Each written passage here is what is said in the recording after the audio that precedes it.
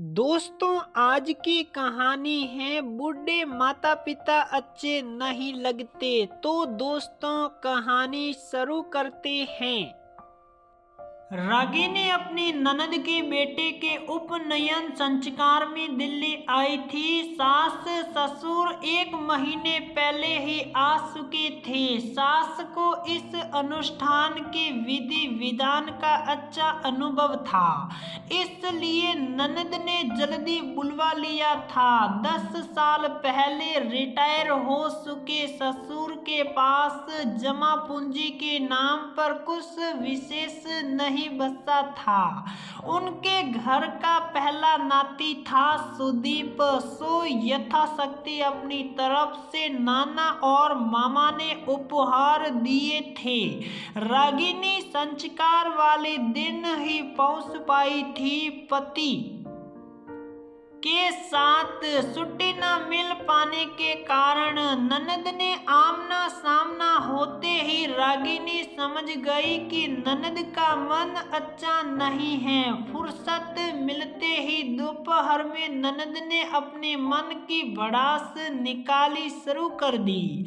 देखो ना भाभी, साल भर पहले से बताकर रखा था माँ बाबा को इस संस्कार के बारे में। माँ को तो कोई भी नियम अब याद ही नहीं। मेरे ससुराल वालों के सामने नाक कटवा दी। सुदीप की बुआ दादी सासा सासी कितने महंगे गिफ्ट लेकर आए हैं और इन्हें देखो, सिर्फ एक पतली से अंगूठी ऐसे दिखा रहे जैसे खजाना दे दिया है। अच्छा तुम ही बताओ, साथ में एक सेन तो दे सकते थे ना। रागिनी ने ठीक ही परखा था। ननद बेइज्जती की आग में झुलस रही थी। रागिनी ने समझाया, अमृता बाबा के पास तो अब कुछ बचा नहीं। तुम्हारे दादा ने ही कोऑपरेटिव से लोन लेकर अंगूठी बनवाई है।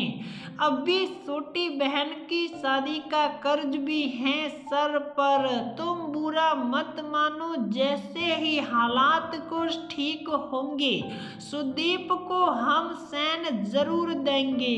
कम से कम तुम्हें इस बात का एहसास है भाभी, इन लोगों को अपने कर्तव्य का बिल्कुल भी बोध नहीं। अमृता सिड़कर बोली। छोटी बहन आ नहीं पाई थी संस्कार में। फोन पर सारी बातें पूछ रही थी अपनी दीदी से। अज्ञानता वक्त उनकी कुछ बातें रागिनी ने सुनी तो उसके होश उड़ गए।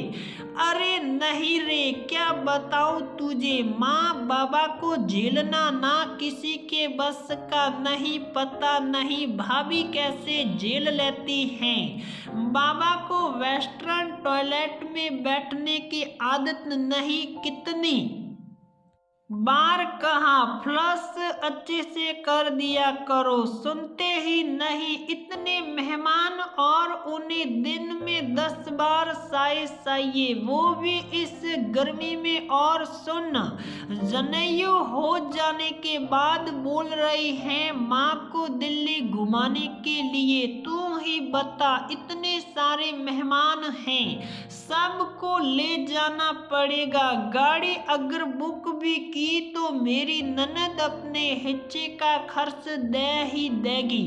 पर माँ बाबा के पास तो फूटी कौड़ी भी नहीं है। सुबह 5 बजे से उठ जाती है माँ फूल तोड़ने। हमारी आदत देर से सोने और देर में उठने की है।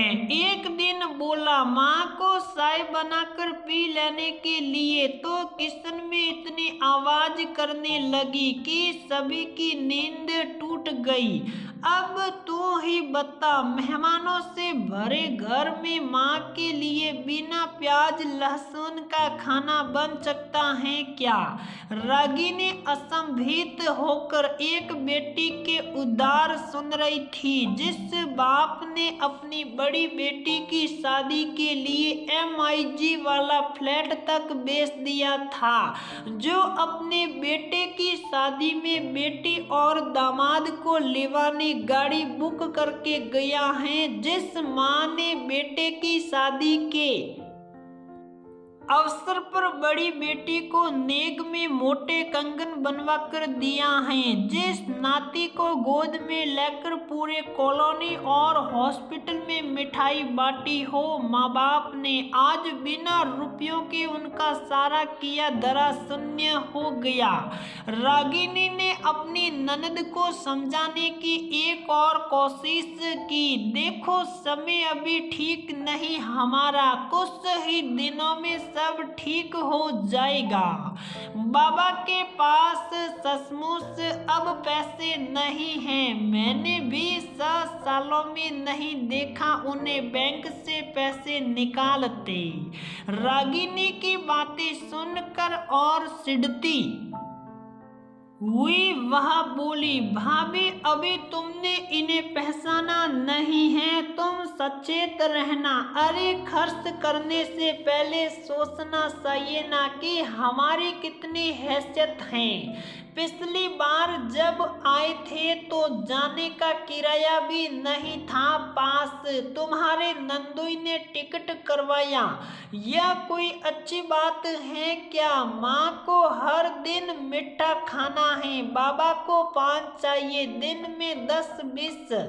जब उम्र हो जाए ना तो अपने शौक पर भी लगाम लगाना चाहिए। हाँ एक बात और भाभी, जब तुम जाओगी ना अब इन्हें साथ लेकर जाना। रागिनी अब और कुछ सुनना नहीं चाहती थी। अगले ही दिन उसका वापसी का टिकट था। तत्काल में बहुत कोशिश करने पर भी सास ससुर का टिकट नहीं हो पाया। रागिनी अपने बच्चों को लेकर निकलने लगी जब ननद के घर से ससुर की निरई दृष्टि ने भेद दिया उसका अंत मरण।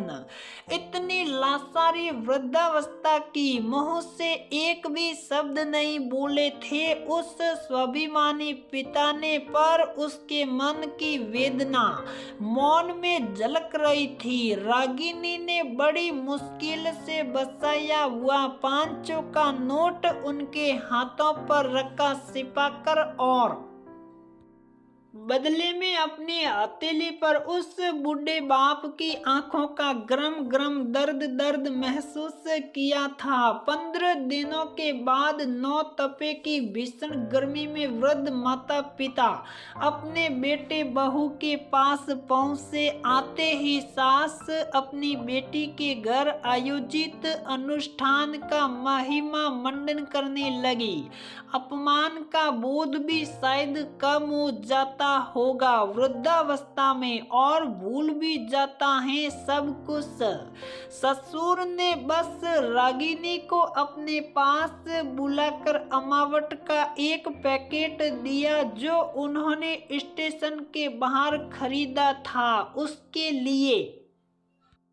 रागिनी का हाथ पकड़ा। बूढ़े बाप ने बस इतना ही कहा, बहू माँ, बंगालियों में बहू को सने से कहा जाता है। अब मुझे जीते जी किसी के पास मत भेजना, मुझसे वादा करो। रागिनी ने अपने आंसू छिपाते हुए उनका हाथ अपने हाथों में जोर से दबा लिया। कहा, ठीक है ना, अब बुढ़ापे में मेरे जैसी आप लोगों की सेवा करेगा कौन? मत जाना कहीं, यहीं रहना मेरे पास। और क्या, दस्तखत करवा के आई हूँ मैं पिछले जन्म वाला। ससुर रागिनी की बात सुनकर हंसने लगे, इतना हंसे कि रो पड़े। आज उन्हें देखकर रागिनी को एक सीख मिल गई थी कि अपने बुढ़ापे के लिए हमें अभी से संचय करके रखना चाहिए। माँ बाप बच्चों को देते हुए ही अच्छे लगते हैं, लेते हुए नहीं। ममता के वशीभूत खर्च करने में आज जो हम अति करेंगे, भविष्य में खाली बैंक बैलेंस हमारे स्वाभिमान पर तमाशा लगाएगा। तो दोस्तों, हमारी यह कहानी यहीं पर समाप्त होती है। अगर आपको यह कहानी पसंद आती है तो लाइक करें, शेयर करें और चैनल को सब्सक्राइब जरूर करें।